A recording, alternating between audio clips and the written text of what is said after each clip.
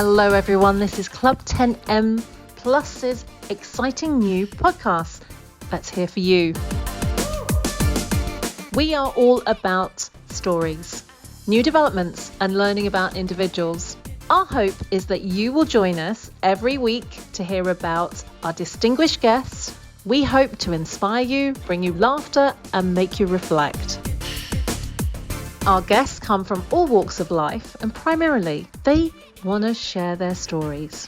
Not sure about you, but I love a good story. So Club 10M Plus have devoted their time to creating these podcasts, to sharing great ideas and stories and much more. So tune in every week to make sure that you don't miss out. It could be you next week. Want to know more? We want to hear your stories. So sign up and be our next guest.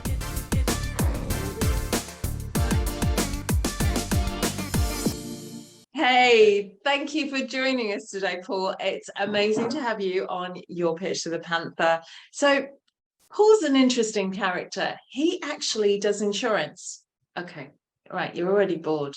But you know what? He does film insurance. Now you're listening. So he gets to talk to some amazing people within the film industry. But without further ado, I'm going to hand over to you, Paul, because you're going to do a better job of explaining what you do than I do. And more importantly, how did you get into this? And I think you're going to share a story. So I'm going to hand over to you and welcome. Thanks, Krista. Lovely to be here. As Krista said, we do insurance. Insurance is boring. People tend to switch off when we talk about insurance, but it's the sexy side. I always say this is the best side of insurance, film and TV. Did you say insurance again? Okay. Risk management. Should I use risk management, risk transfer? Risk management. It's not exciting insurance, but I think this bit is. And you meet fantastic people around the world. You meet really interesting characters. I was at the Cannes Film Festival a couple of months ago. Met loads of great people, new friends, old faces. Flying back, I sat next to a crazy woman, really mad woman. Just started talking on the plane. We shared a few stories, and it turns out, she's in my world, and she does a podcast. So here we are. Krista said, would I come on? I said, you don't want an insurance man talking about stuff, but we decided that, I've got some interesting stories. You just let the cat out of the bag. No, we weren't on the same flight. We were just sat next to each other on a flight. Oh, yeah, okay, we were on the same flight. I actually coaxed Paul to come on to this. So this crazy woman asked you to come and talk about something that you're very passionate about. But, it demonstrates your passion as well, because what if he'd have just taken his book and just buried his head and didn't pay any attention? And I think those moments where you actually pay attention to another individual, you look, and like you said, at the Cannes Festival, you met so many different people from all walks of life. And, the odd movie star, because I saw them, so I'm sure you did too. And we're in awe of these people, but they are what makes our screens interesting. It's what makes TV fun, what makes films, why we go to the cinema, why we download films, all of that. And you have that fun part of going, yeah, you know what? If you don't get it done by this date, your insurance isn't going to happen. It is very much that world. But, how did you get into this? Okay, so I've always loved film. I'm the mid-site. I like TV. I love film. Film's my thing. I love indie film. I love films of all shapes and sizes. And as a 12-year-old boy in Clacton-on-Sea, Essex, I would never have thought I'd work in any way in the industry. It felt a long way away. The film industry was Hollywood. It was glamour. It was cigars, sports cars, directors and actors. And I fell into it. No one who works in insurance wants to work in insurance. Everyone falls into it. Once you get into it, it's quite a safe, nice job. But about sort of 18 years ago, I went and worked in a small company in Colchester who happened to do media insurance, and that meant films, but it wasn't big budget feature films at the time. It was cameramen, and it was the guys on the outside. And I thought, you know what, we've got those connections, we've got those contacts. So I want to insure bigger films. I want to insure TV shows. And I first started watching TV programs and waiting for the credits to roll at the end, and I would look at which company made the show, who the head of production was, and I'd email them and just say, I love that show, I'd love to work on your next one. We would start having meetings and talking. And off the back of that, we just got into the industry's massive. It's a huge industry, film in the UK as much as anywhere else. But once you get into it, it's tiny and everyone knows everyone. So it's just about Okay. building up that network and, you know, meeting the people. That's- And, you know, everyone you meet, it could be that someone seems to be a short filmmaker with a tiny budget, but they could be the niece of, you know, the head of Working Title, or they could have a, you know, best friends in the industry, or they could be the next, you know, Oscar-winning producer. So it's always been about just sort of expanding the network and using who you know to meet other people and just how you can help. So I think that's my big thing. Yes, we do insurance, that's our day job. And it's something that all productions need. Everyone needs insurance for the things that go wrong legally or contractually. But the fun bit is the, you know, the reading the scripts and managing the risk and telling them what they should have, and just helping. I said to Krista earlier, anyone I meet, I try and think, how can I help you? Yes, we do insurance, that's the day job, but you need a lawyer. Okay, this is a good lawyer friend. You need a financier, producer. It's just trying to use your network and build the people up. And I'm gonna pick up on that. Networks. I'm gonna pick up on how we have networks, what we use, who we use, and I wouldn't say use, who we connect with, you know, because obviously we were talking about films, but for me, that's the most powerful thing that you can do. So, for example, if you and I had never had that conversation or connected just in any small way, because we meet people all day long, I meet people because I travel, I meet them and I say hi, bye.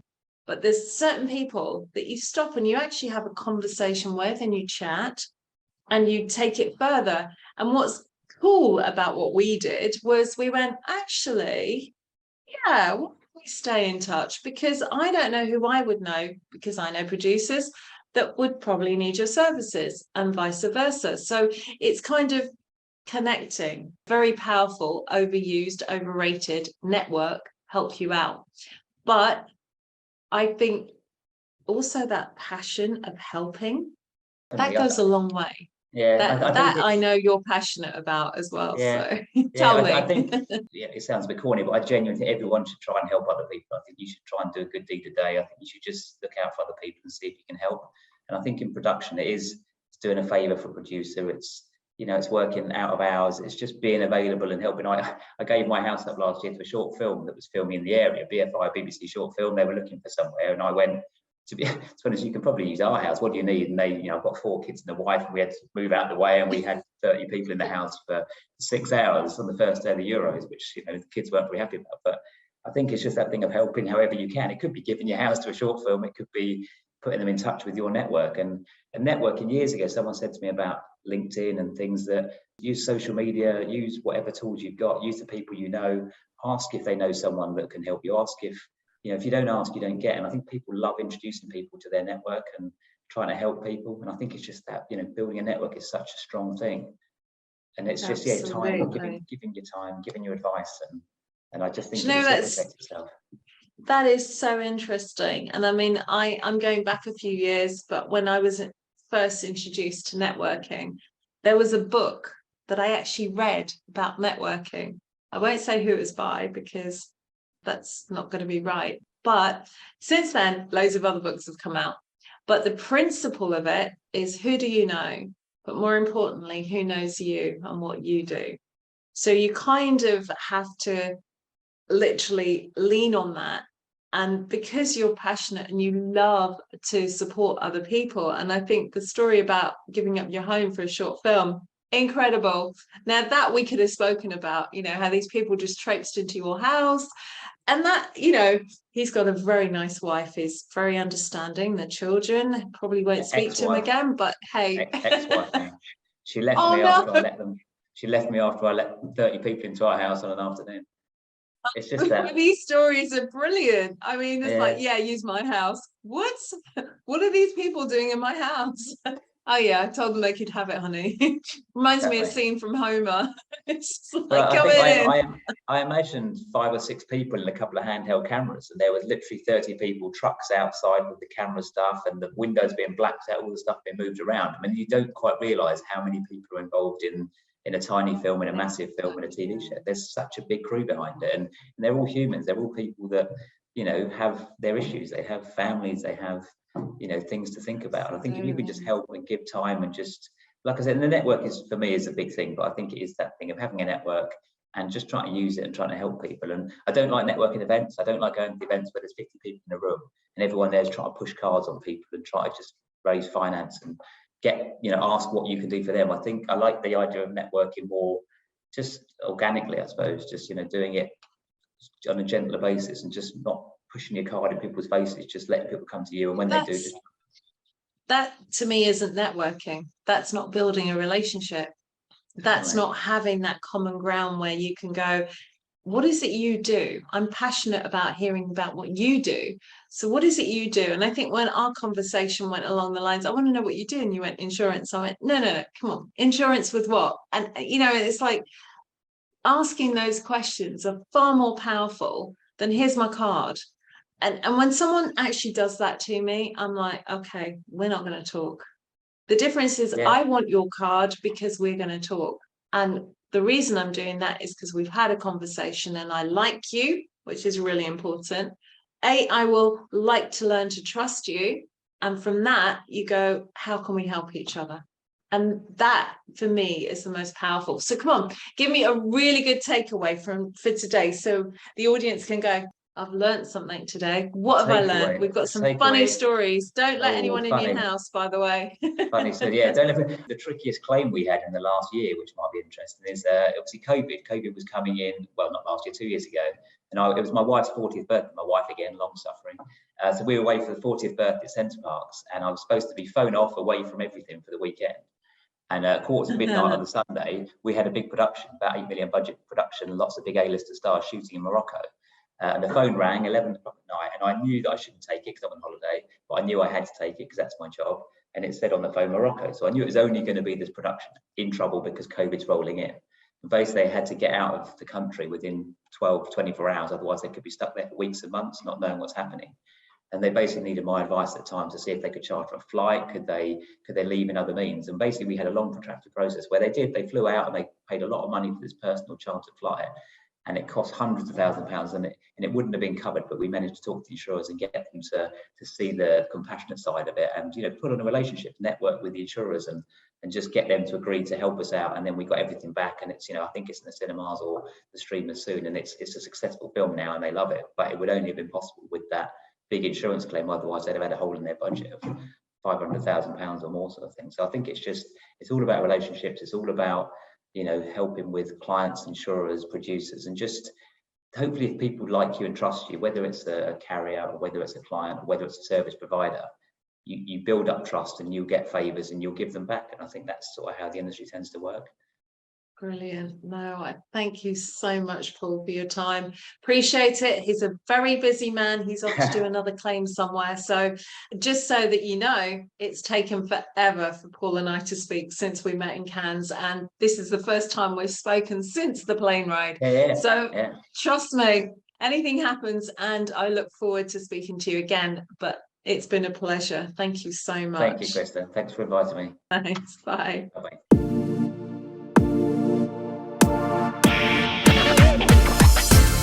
Hello everyone, this is Club 10M Plus's exciting new podcast that's here for you. We are all about stories, new developments, and learning about individuals.